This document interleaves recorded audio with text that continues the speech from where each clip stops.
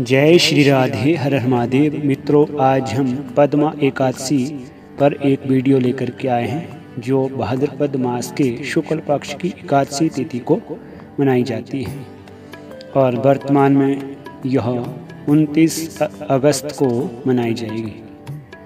युधिष्ठिर ने पूछा, हे केशव, कृपया यह बताइए कि भाद्रपद मास के शुक्ल पक्ष में जो एकादशी तिथि होती है उसका नाम क्या है, उसके देवता कौन हैं और उसकी विधि क्या है।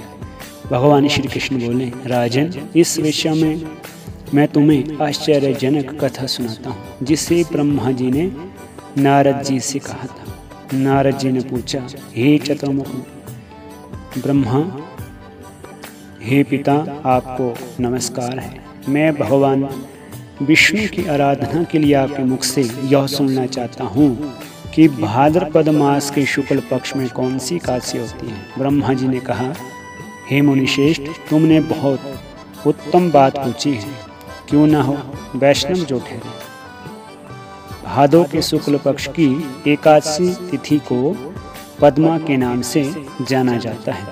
इसे परिवर्तनी एकादशी भी कहते हैं।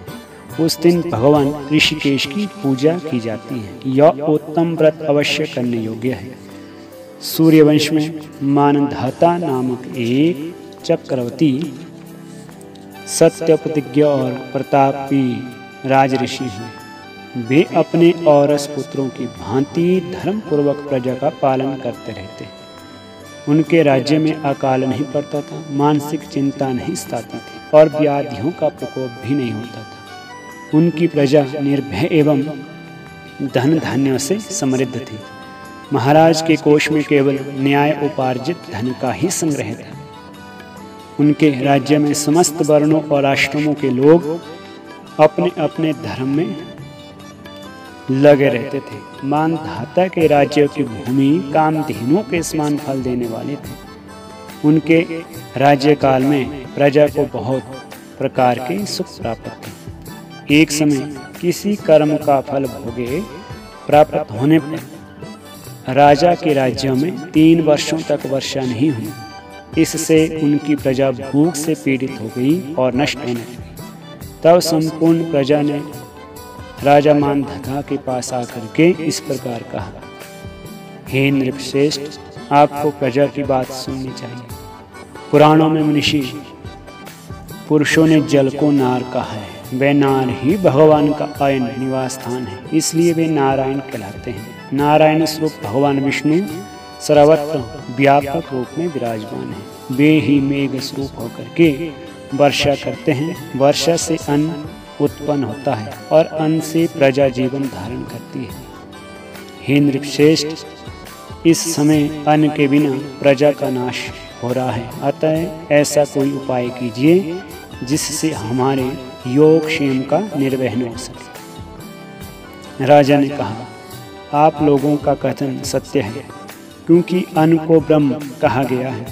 अन्न से प्राणी उत्पन्न होते हैं और अन्न से ही जगत जीवन धारण करता है। लोक में बहुधा ऐसा सुना जाता है तथा पुराणों में भी बहुत विस्तार के साथ ऐसा वर्णन है कि राजा के अत्याचार से प्रजा को भारी पीड़ा सहनी पड़ती है। किंतु जब मैं बुद्धि से विचार करता हूँ तो मुझे अपना किया हुआ कोई अपराध दिखाई नहीं पड़ता। फिर भी मैं प्रजा का हित करने के लिए पूर्ण रूप से प्रयत्नशील रहूँगा। ऐसा निश्चय करके राजा मानधाता इन्हें गिने व्यक्तियों के साथ ले विधाता को प्रणाम करके घने जंगल की ओर चल गए। वहां जाकर के मुख्य मुख्य मुनियों और तपस्वियों के आश्रम पर घूमते रहते। एक दिन उन्हें ब्रह्मपुत्र अंगिरा ऋषि के दर्शन हुए। उन पर दृष्टि पड़ते ही राजा हर्ष में भर करके अपने वाहन से नीचे उतरे और इंद्रियों को वश में रखते हुए दोनों हाथ जोड़ करके उन्होंने मुनि के चरणों में प्रणाम किया।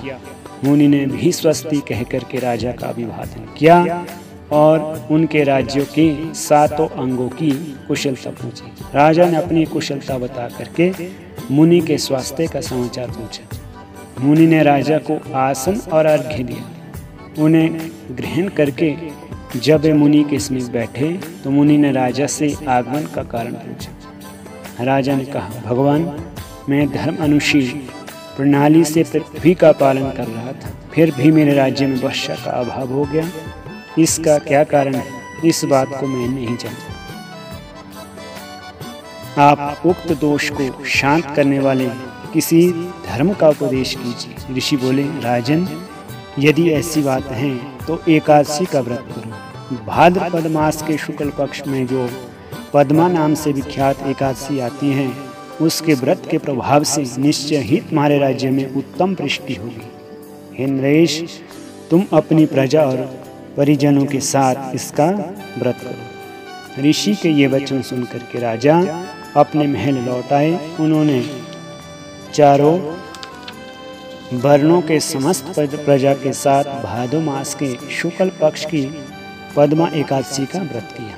इस प्रकार व्रत करने पर मेघ पानी बरसाने लगे, पृथ्वी जल से आप्लावित होगी और हरी भरी खेतों से सुशोभित होने लगी। उस व्रत के प्रभाव से सब लोग सुखी हो गए। भगवान श्री कृष्ण कहते हैं, राजन, इस कारण इस उत्तम व्रत का अनुष्ठान अवश्य करना चाहिए।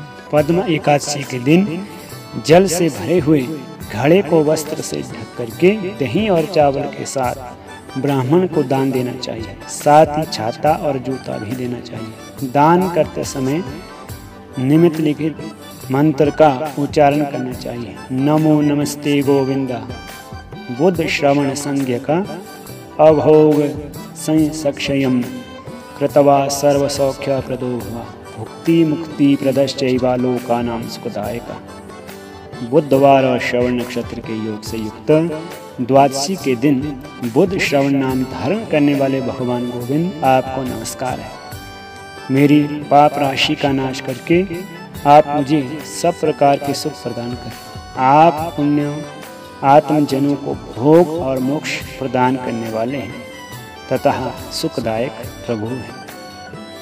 राजन, इसके पढ़ने और सुनने से मनुष्य सभी पापों से पूर्ण हो जाता है, मुक्त हो जाता है। जय श्री राधे, हर हर महादेव।